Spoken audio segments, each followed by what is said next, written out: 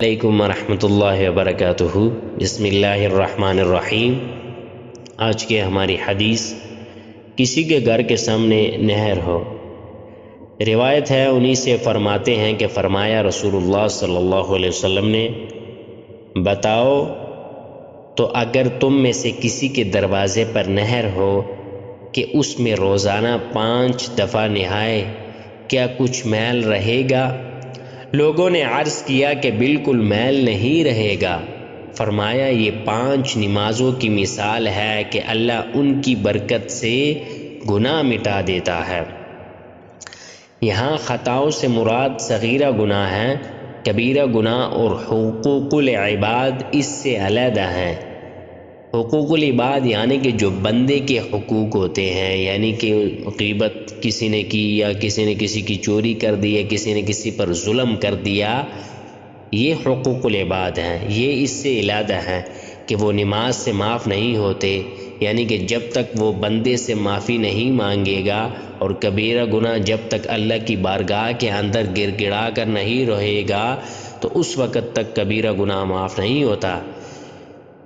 جیسا کہ پہلے گزر گیا، خیال رہے کہ حضور علیہ السلام نے نماز پنجگانہ کو نہر سے تشبیہ دی، نہ کہ کنویں سے۔ اس کی 2 وجہ ہیں۔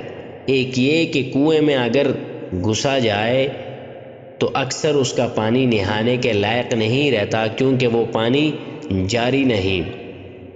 نہر کا پانی جاری ہے، ہر ایک کو ہر طرح پاک کر دیتا ہے۔ یوں ہی نماز ہر طرح پاک کر دیتی ہے، کیسا ہی گندا ہو۔ دوسری یہ کہ کنویں کا پانی تکلف سے حاصل ہوتا ہے، رسی ڈول کی ضرورت پڑتی ہے، کمزور آدمی پانی کھینچ نہیں سکتا، مگر نہر کا پانی بے تکلف حاصل ہوتا ہے۔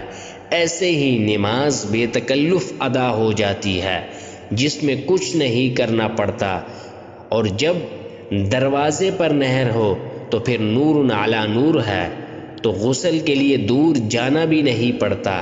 خیال رہے کہ گناہ دل کا میل ہے، اور نماز میل دل کے لیے پانی ہے، یعنی نماز دلوں کے میل مٹا دیتا ہے۔ اللہ تعالیٰ سے دعا ہے کہ اللہ تعالیٰ ہمیں پنجگانہ نماز پڑھنے کی توفیق عطا فرمائے، اور ہماری حوصلہ افزائی کے لیے چینل کو لازمی شیئر، سبسکرائب، لائک ضرور کیجیے گا۔